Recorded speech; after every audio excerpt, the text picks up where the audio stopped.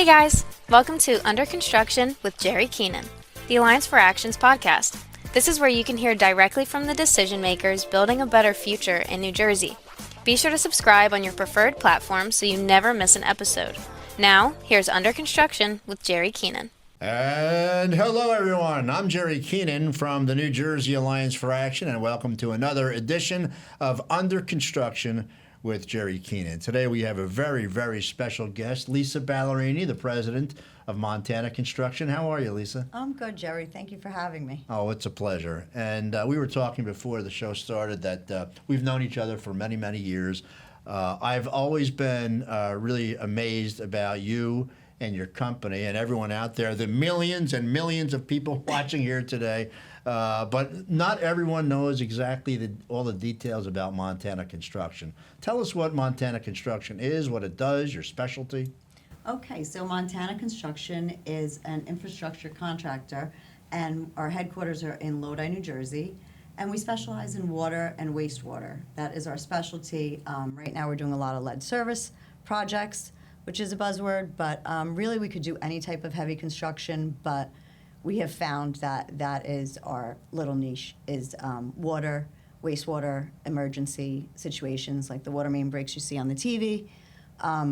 That's what our company does. Okay. And it's interesting when you talk about your company, and one of the things that really struck me when I first met you and your brothers is the fact that you're running a family business. This is a real family business. Tell us about the structure. All right, so correct. It is really a family business, and it was started in 1993 by my dad and my brother Vincent, and I came on board in 94, and then Dominic a couple of years later.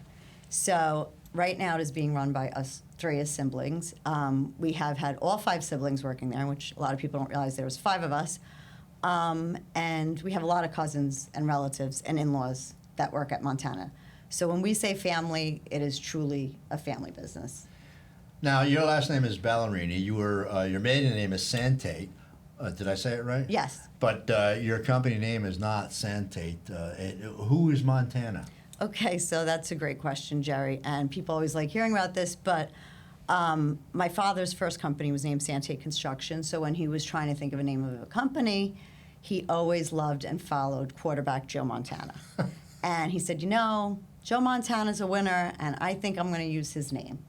So he named the company Montana Construction, and in the early days, the telemarketers were relentless, like calling, hello, is Joe there, Joe Montana? So, but that's where the name comes from. That's terrific. I love that story. I remember when I first met your brother Dom, and he was telling me that story, and I just thought it was terrific. Was your dad, besides being a Joe Montana fan, is he a 49ers fan? Was he a Notre Dame, or is he a Notre Dame fan? He was a 49ers fan at the time in Joe's heyday. Yeah. But I think he followed him to the Chiefs. Did he go to the Chiefs? Yeah, he went to the Chiefs. Started at Notre Dame, Yeah. then went to San Francisco, and then to the Chiefs, and he had a great career, obviously. Yeah. Before Tom Brady, he was the the GOAT. the lead, he was the GOAT. He was the GOAT. So you've got big shoes to fill. I think. Yes. Well, he's done us well. The name has done us well. So I have no complaints. Yeah. Tell me about, I talked to, in this construction industry, there are so many family-owned businesses. And I always am interested because I got to believe in some ways it's terrific working with your brothers and your dad. But in other ways, it's not so good. Tell us, Yeah, and I agree with you, right? Because work is hard, whether you're working with family or without family. But when we started, you have to remember we were very young. So to get along in your 20s with your younger sister and your younger brother, we had our challenges. And we overcame them. But, there came to a point in our careers where, I didn't want to go to family dinner on Sundays unless we were not allowed to talk about work. So we had our good days and bad days, but I think what works with the dynamic of Dominic, Vincent, and myself is that we all respect each other's roles. And I think if you focus on that and their judgment, we're not always going to agree, but if we can come to a happy medium of what's best for the company and the family, then that's where we end. Yeah, for sure. Well, that's good. Now, how did it come to be that?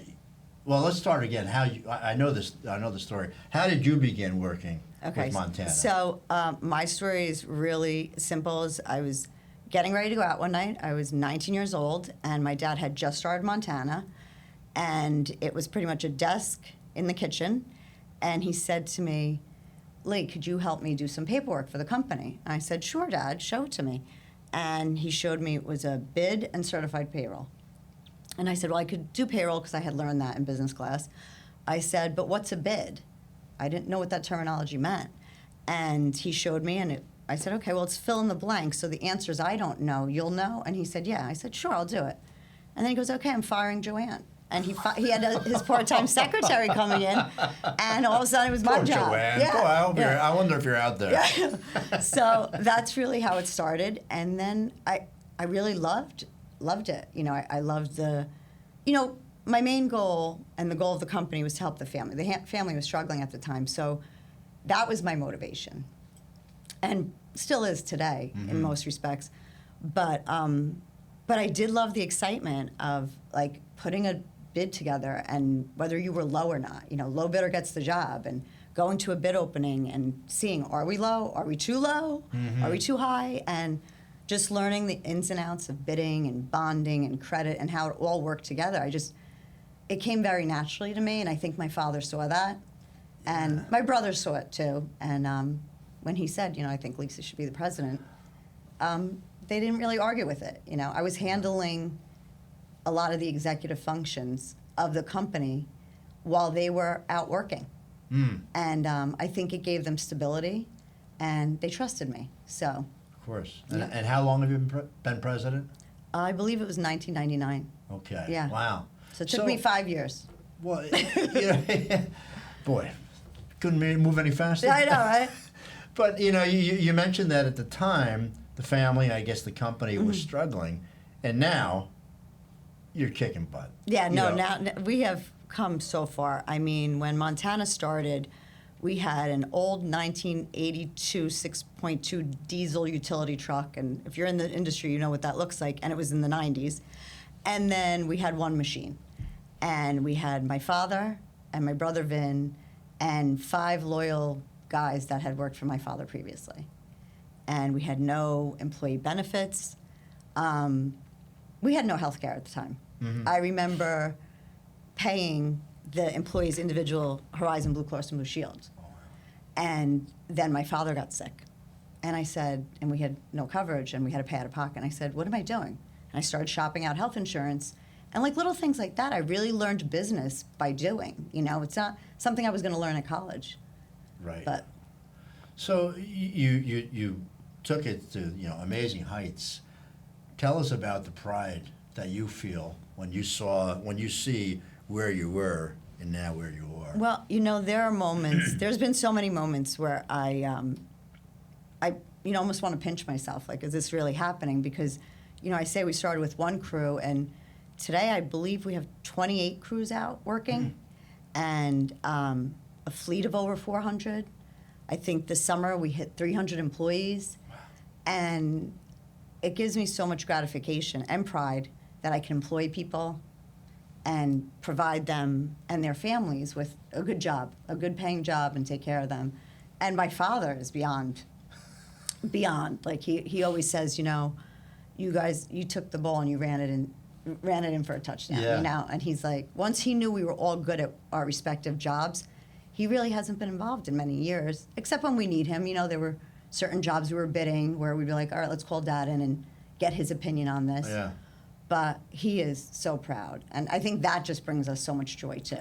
I met your father a few times, Yeah. and at the Christmas parties, Yeah. and I can see that pride in when he sees you and Vin and Oh, Dom yeah. walk by, and I don't know the other cousins or Yeah, other yeah. family members, but I see him, and it's really, for me, it was an honor to go over and shake his hand, because I've seen what he's been able to accomplish by putting the 3 of you in positions where you can really flourish. Yeah, and he never doubted me because of my gender. It was never like when people say, "Oh, it must have been hard," but when your father believes in you, Yeah. And that's why I feel sometimes I want to say to people like, don't be unaware of your daughter, your cousin, your niece, your mother, your aunt.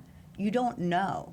If you're just going to go by their gender, you don't know what they're capable of. they might be better at certain things. You know, I'm better at certain things than my brothers are. They're better at certain things than I am, you know? So I think that's my female empowerment takeaway is that men are usually the ones to decide, right? So if men start to realize, and I do think it's changing. I don't think, you know, that women today have to deal with as much in this industry as my generation did. But like I said, I was always with my family, so it wasn't a stranger who gave me the opportunity. It was, you know, it was my father.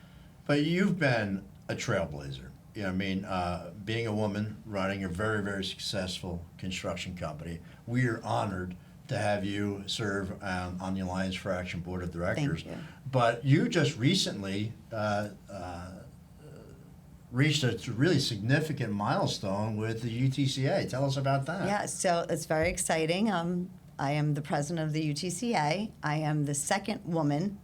I always like to give Denise Cruz her credit. Oh, yes. I did not break a glass ceiling, but the Cruz family name has, you know, the Cruz family has probably installed the sewer and water mains that I'm fixing now. Okay. You know? Not funny. Yeah, she comes from a generation of contractors, and it's exciting. I mean, when I was asked 5 years ago, I was on the board, I think, for 10 years, and Bobby called me, and he said... That's Bobby Bryant. Bobby Bryant, and he called me, and he said, Joe Walsh and I want to meet with you.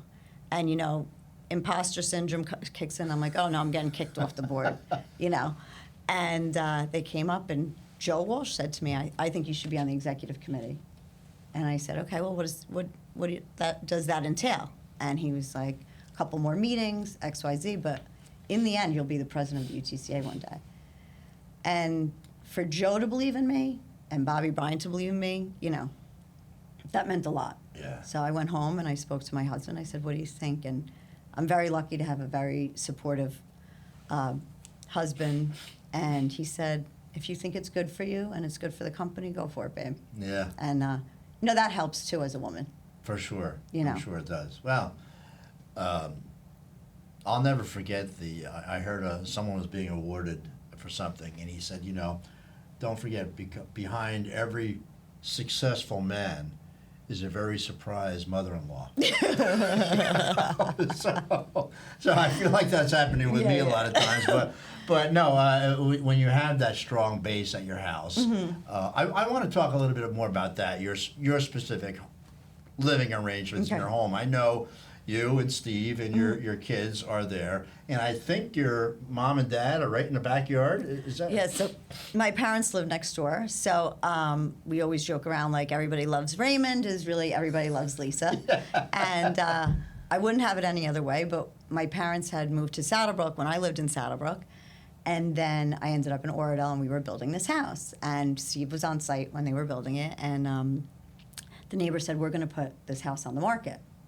Now, my parents had this like custom house that they built in their style, you know, Italian, whatever. And then Steve said, what should I do? And I said, I guess call Dad. And my dad showed up, made them an offer, and never went on the market. And then, you know, we redesigned it a little. My mother needed a bigger kitchen, you know. She was giving up her dream home. But it's great. It's great that they're next door. You know, they're a big help, too. And doesn't hurt that they send over some pasta and meatballs for my husband. Good. So. Do Vin and Dom live in the same town as well? They don't, but they live in Washington Township. So honestly, all of us siblings live like in a 10-mile radius. Like my sister lives in Oradell, and my other sister Amanda and Vincent and Dominic all live in Washington Township. Okay. Yeah, and Amanda's backyard abuts to Vin's backyard. Yeah. So we keep it really tight. That's not very common these days. When my mom was growing up, obviously very, very close with her parents and her two sisters and brother, so much so that when they all got older and got married and started having kids, my mother was the only one who didn't stay in Morris County. Right. But we were right over the border in Wayne, so we were over. I saw all my cousins all the time, and now I look back, my cousin and my aunt, they live together now, and on every Wednesday, they have the brothers over for Wednesday night pasta. Yeah. So if I'm in the area, I'll stop in, and I got to tell you, I'm a little jealous of it. And I told them that. Yeah. I'm envious because they see their family members all the time. Now, I moved down to South Jersey, and my brother moved out to Northwest Jersey. Right. So we didn't see my mom and dad as much as, we would like, and certainly as much as my mom and dad would I like. know. So, It gets difficult. You know, life takes everybody in different areas. But I have to say, even my cousins all live nearby. Yeah. And growing up in our old town, we lived on a block where it was the 5 Santates, then there was the 2 Marianos, and the 6 Brews. And we all lived, like, wow. within 6 houses of each other. So that family dynamic was instilled in us by my grandmother, you know, who was That's the head of nice. the family. It makes for great times, and I think cousins are really important. You know, Yeah. I see it even with my kids, like, when they get to be with their cousins, like, I mean, that's the first question, like, are our cousins going to be there? You know, Yeah. so it's nice. Now, speaking about family again, I know sometimes it's hard to get on the Ballerini social calendar because you always have a baseball game, or you always tell us about Oh, why yes. have you become so dedicated to these games? So it all starts with my husband, Steven, who was a ball player and loves the game of baseball. And our son, Paul, John, has the same bug. So now he's on a travel baseball team, and all you parents that experience travel know what that means. And it's pretty much your social calendar revolves around your children. And but I wouldn't have it any other way. And, you know, that's why we work hard, is to give our kids a better life and things we didn't have, and the joys of life. And I think sports keep kids out of trouble. So I'm happy for Paul that he's doing it. And, you know, sometimes I think Steve's a little happier than Paul, but, you know, I see the smile on his face and the opportunities he gets that he probably didn't have as a child, because things are different now. You know, the sports industry, the child sports industry is huge. Yeah. Did you guys just go up to the Hall of Fame? Cooperstown. Yeah. My son was he was so happy about that. Like, he was, like, even afterwards, I remember him and Steve talking, and I don't know what Steven asked him about, like, winning or losing up there. And he said, Dad, that's not what Cooperstown about. That's It's about the experience. And I was like, he just set you straight. Yeah, that he recognized that. Wow. Well, he's on a very, very competitive team. I mean, I think during that tournament they hit like 48 home runs or something. None of them were his, but I'm just saying, like, that's the level he's playing at. So it's fun to watch, you know. Wow. And I think my husband gets joy out of it too. Yeah. So. Well, that's good. And I do know a very smart family, you know, Yankees fans, Yeah. Cowboys fans. Yeah. So we got something good going here. So we experienced the highs and lows together, Jack. Lots of lows. Yeah. Let's turn that around. Let's hope. Well, and the rest of my family are Mets fans. Is that right? Yeah. So when the Mets play the Yankees, it's not fun for Paul or Steve. So when you were growing up, were you a Mets fan and then you converted because of Honestly, your my husband? dad really didn't follow baseball a lot when I was younger. So it wasn't something, you know, I'm first generation, so we really didn't grow up with, like, the Americana, like, sports thing a lot, you know.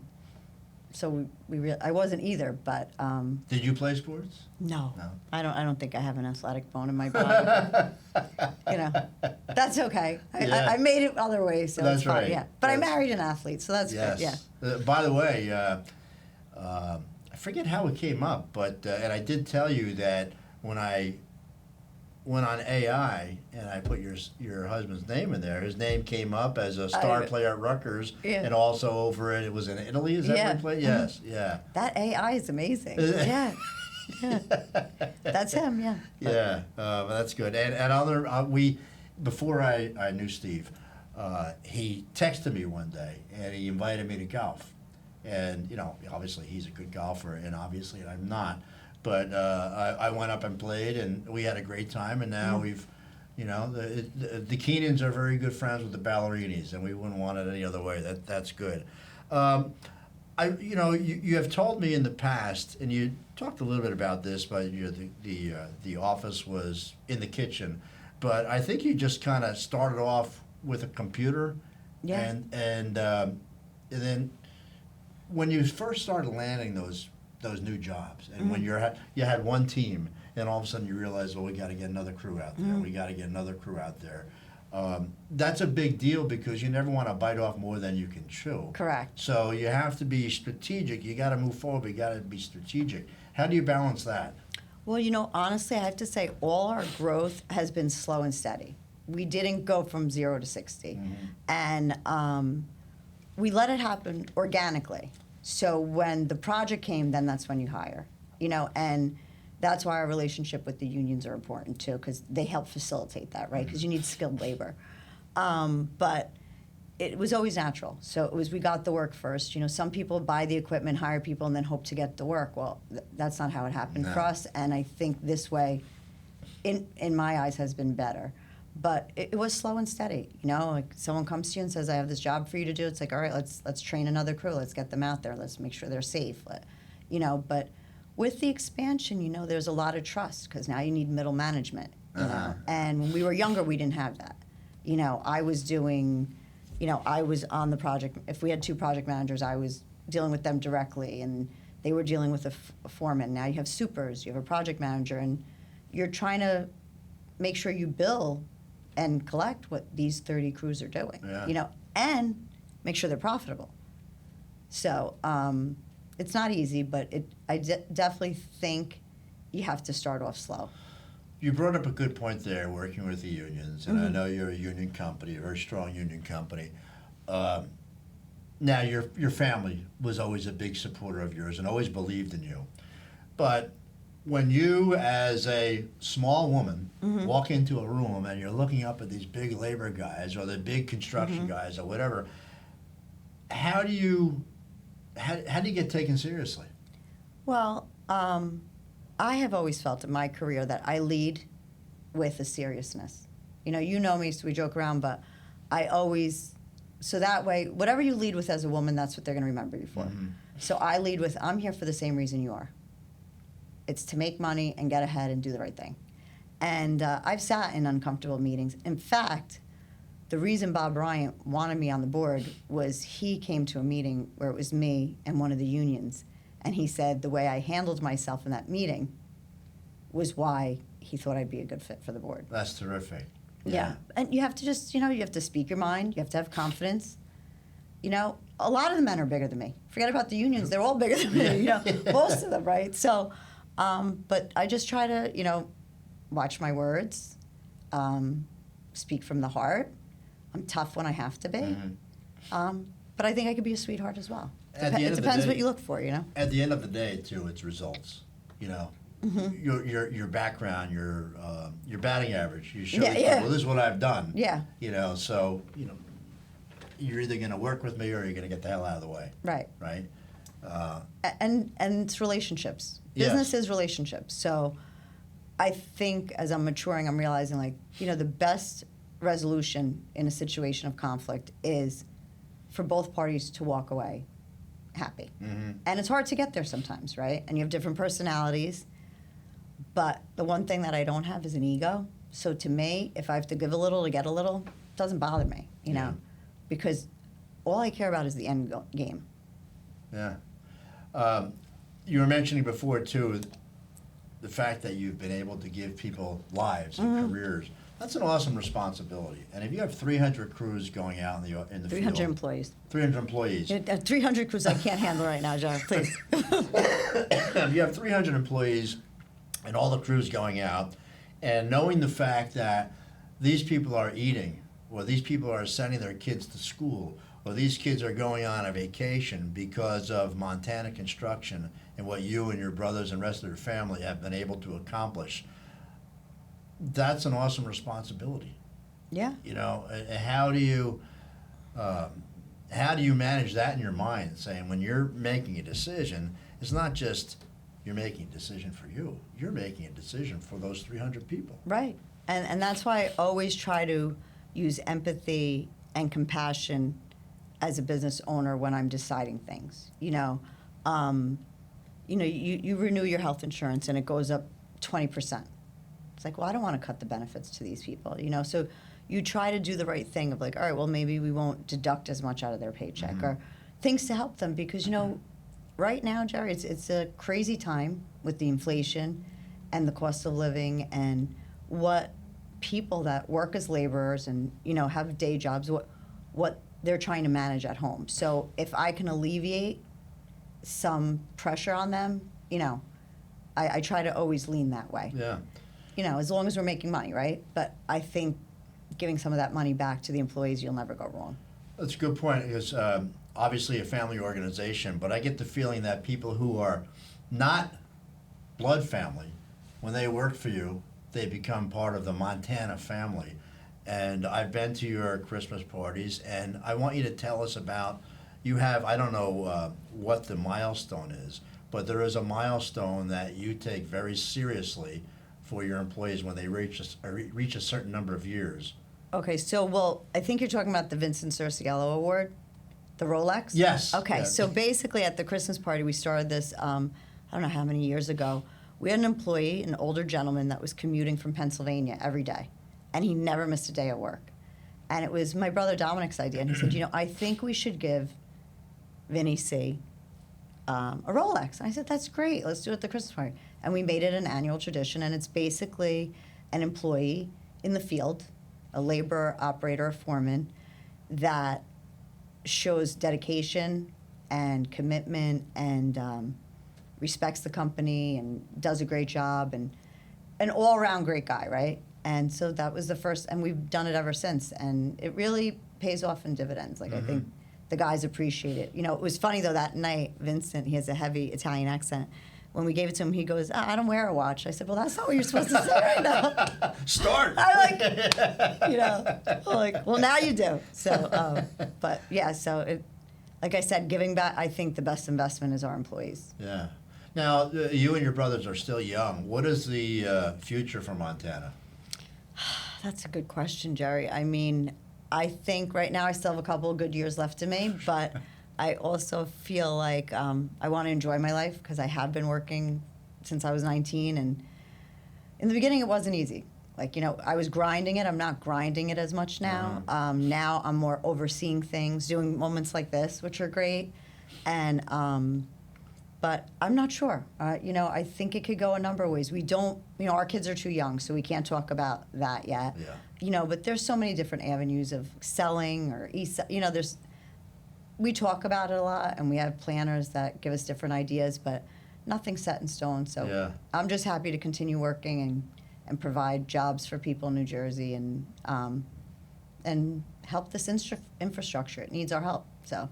Well, that's terrific. And when I see you're doing that, and I always really enjoy just sitting down and talking with you and picking your brain, because I can hear not only the pride, but I can hear the sense of responsibility and the fact that you have the Vinny Award. And Yeah. you do that. I didn't know the name of it. I Yeah, just knew yeah. you did the watch. But you do that every year. And I've been to your Christmas party, and it's like being at a Italian wedding. Yeah, I mean, you got the lights going on. You got the Dance floor, dance floor. It's really a lot of fun, and you have that big Montana ice sculpture. Yeah. Of course. Yeah, it's terrific. One of these days, you're gonna have Joe Montana show up. I Could hope. you imagine? From your lips to God's ears, right? Yeah. Well, I want to say thank you so much for being here today. It was a pleasure having you in. It's always a pleasure working with you and seeing what Montana Construction is doing. As a side plug, I do want to give my wife and I came up to see you and Steve, and we went to a fantastic restaurant. Yes. So I want you to tell us about that All right, restaurant. so I would be remiss if This I is the, didn't the mention, pl- but my brothers, Dominic and Vincent, opened a restaurant along with some partners, and my cousin Tom, who's a chef, and our friend Dominic. They opened this lovely restaurant in Oradell, New Jersey, and it's called Aura. The website is Aura in the Dell, and it is upstairs, has like a speakeasy type yeah. of bar feel, and the food is delicious. It's Italian with a flair, and the cocktails are great. The bar is beautiful, and it is excellent dining, and it's got a great atmosphere. You don't really feel like you're in New Jersey, and I don't mean that in any disrespectful Yeah. way, but it has a really cool vibe, and I'm happy for my brothers. Yeah. Well, I can tell you as a customer there, I can tell you everything she says is true. It was just fantastic. It's just too far for you, Joe. That's the only thing. Yeah. Well, I really enjoyed it. It was a terrific night, and the food was delicious. And I like going up to the speakeasy area. That was really an interesting place as well. But again, Lisa, it's always been a pleasure and honor knowing you and your family. Thank you for your membership in the Alliance for Action, your strong support. Thank you for being on our board of directors for the past many years. We're looking forward to continuing our work with you, and it's just a pleasure knowing you. Thank you Thank so you much. so much, Thank Jerry. you. That wraps up this edition of Under Construction with Jerry Keenan. If you have any ideas that you'd like us to follow up on, or if you'd like to be a part of Under Construction with Jerry Keenan, let us know. If you like what you see, give us a shout out on social media. Our social media tag is NJ Alliance for Action, and our hashtag is #Building a Better Future. We'll be back again in about a month with another Under Construction. These have been really great opportunities, not only to highlight what our members are doing, but also to get to know, give me a chance, and give the people out here a chance to learn a little bit more about our guests and their efforts. But again, thank you so much for being with us, and we'll see you next time. Bye-bye. Thanks for tuning in. Under Construction with Jerry Keenan is a production of the New Jersey Alliance for Action. Make sure to subscribe and click the notification bell so you never miss an episode, and be sure to follow us wherever you get your podcasts. Don't forget to follow on LinkedIn, Instagram, and Facebook. To learn more about membership and events, go to alliancefораction.com. Together, we're building a better future. We'll see you next time.